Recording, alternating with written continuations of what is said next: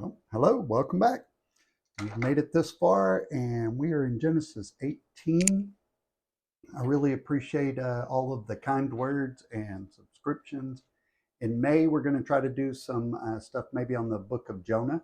Should be pretty exciting. I think Jonah is a very interesting book that tells us a lot about God. Not as much about Jonah as maybe we've made it out to be, but it's a really, really great book. I highly encourage you to read it. And I hope you've read Genesis 18 because we're going to jump right into that. Don't forget to subscribe, share, like, comment, heart it, thumb up it, whatever you want to do, because everything you do gets it in front of somebody else. So that's a good thing, not just for me, but for the world. So let's jump into Genesis 18. And again, I'm going to read from the Complete Jewish Bible. You can read, I also use the Immerse Bible, the New Living Translation is what that's written in. But I think this one is a little better on the Complete Jewish Bible. So we're going to jump right in there. It says, Adonai appeared to Abraham by the oaks of Mamre as he sat at the entrance to the tent during the heat of the day. He raised his eyes and looked, and there in front of him stood 3 men. On seeing them, he ran from the tent door to meet them, prostrated himself on the ground, and said, My Lord, if I have found favor in your sight, please don't leave your servant. Please let me send for some water so that you can wash your feet. Then rest under the tree, and I will bring a piece of bread. Now that you have come to your servant, refresh yourselves before going on. Very well, they replied. Do what you said. I think that reads better than the New Living Translation because it really shows you the heart of hospitality. And in the Middle East, in the Hebrew culture of the time, and it's still true to this day, hospitality is so important. And we hear stories of, people giving up their daughters to protect people that are visiting, and we just don't understand that. But that's because hospitality was at a much higher value to them than it is to us today. So that's why we see it that way sometimes. But Abraham hurried into the tent to Sarah and said, Quickly, 3 measures of the best flour. Knead it and make cakes. Abraham ran to the herd, took a good tender calf and gave it to the servant who hurried to prepare it. Then he took curds, milk, and the calf which he had prepared and set it all before the men. And he stood by them under the tree as they ate. They said to him, Where's Sarah, your wife? He said, There in the tent. He said, I will certainly return to you around this time next year, and Sarah, your wife, will have a son. Sarah heard him from the entrance of the tent behind him. Abraham and Sarah were old, advanced in years. Sarah was past the age of childbearing. That's what the world said. That was a fact among the world.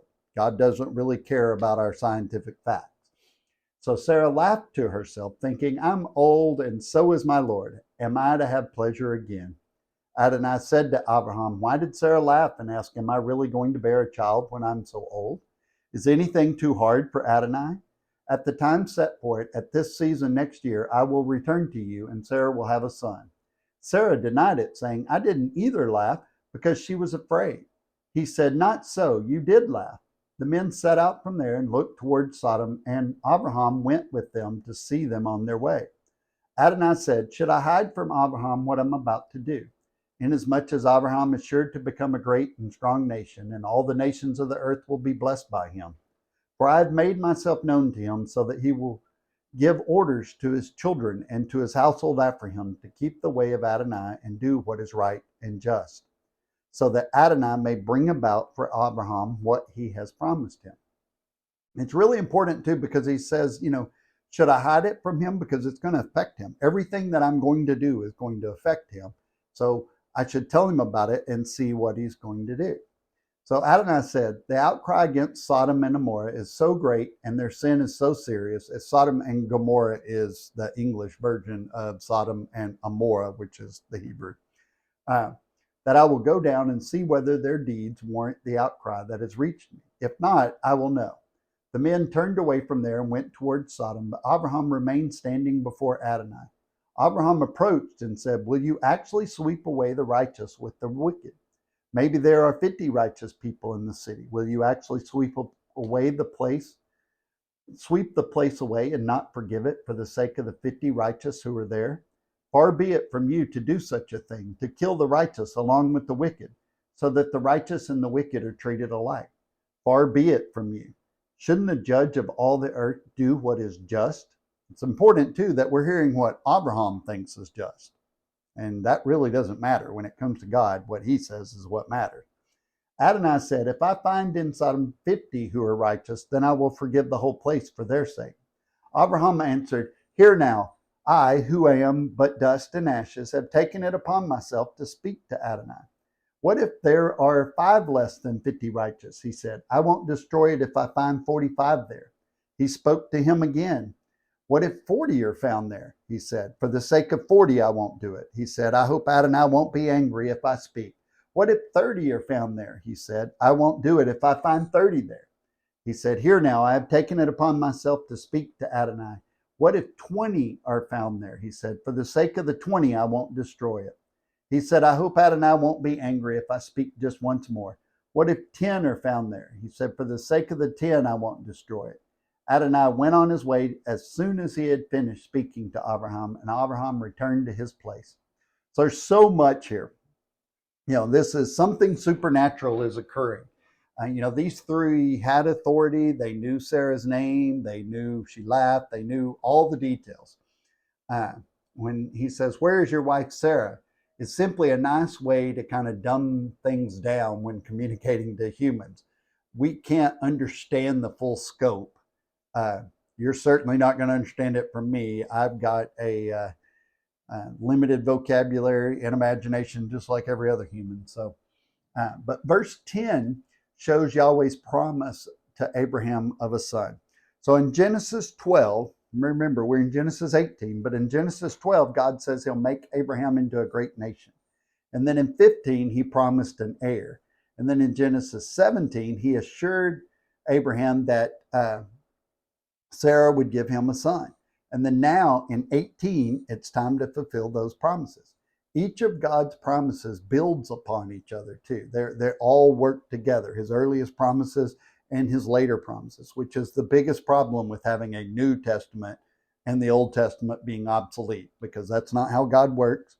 And believe me, the people that say and believe that know better. They just choose not to point it out. So the new covenant is dependent on all the earlier ones. And God will reveal and bring about his purposes almost exclusively through his Hebrew people, beginning with Abraham, who is the first Hebrew. But he will use the Hebrew people to bring about his promises, which is why Jesus is a Jew. Repentance does not play a role in the story either. Look, it's only about whether those who are not doing wrong will be judged along with those who are doing wrong. And this is an important biblical principle. It's not just that Abraham is being annoying and begging God or judging God or saying things to God he really shouldn't say, which I agree he shouldn't.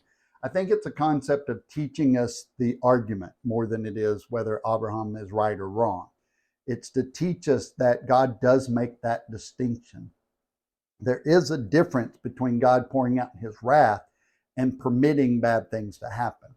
An earthquake where a bunch of people die is not Yahweh's wrath necessarily. It may be just a natural occurrence of what's happening in the world. But God's wrath is when God sends a catastrophe. It's unique. Its scope is beyond what nature could normally do. It's a natural thing that is just blown up, like the plagues and the flood and stuff like that. And it occurs at a time when God ordains, not just randomly. The destruction of Sodom and Gomorrah is going to be another one of those situations. An outpouring of God's wrath is preceded by a warning. So I know if you've ever had kids, we've all heard, I didn't even know. It's like, yep, we've all know. And if you say, but wait, I don't know, read the Bible. It's all in there. So when it's God's wrath, the good are divided away from the wicked. So bad things happen to good people, yes. But when it's God's wrath, they're divided. They're separated. He won't pour out his wrath on the righteous and the wicked at the same time. So hearing that warning is our job. Giving that warning is God's job. But if we don't hear it, that's on us. So the final number was 10, not 1, even though you probably heard 1 in many church sermons, because For some reason, we changed that to 1. I've not quite figured that out, but I do have some idea why we changed it to 1 instead of 10. But later on, we're going to find out that 10 is actually the number Hebrews believe to have a useful congregation, to have what they will call a minyan, a service, or a prayer group.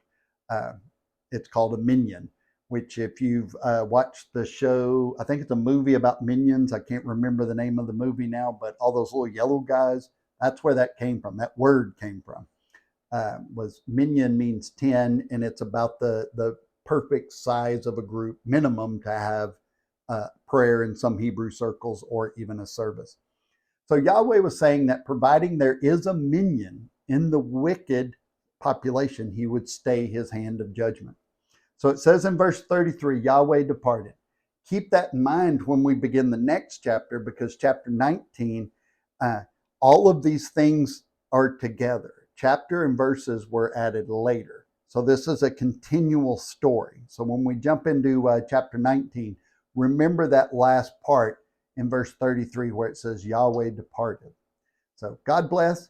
Please share this. Let people know about it. Give me your feedback. I've loved hearing from you guys, Steve and Jamie and Jill. I really enjoy your comments, your questions, and your encouragement, because this has been seen by it. I think one of the things was like over 60,000 impressions, which is crazy to me, but it's been viewed over 1,000 times, and I appreciate that. I really do. It's completely free for now. We're going to do some paid stuff going forward soon, but for now, just share it with all your friends. And we're on Spotify. So me and Joe Rogan have that in common. God bless. Talk to you soon.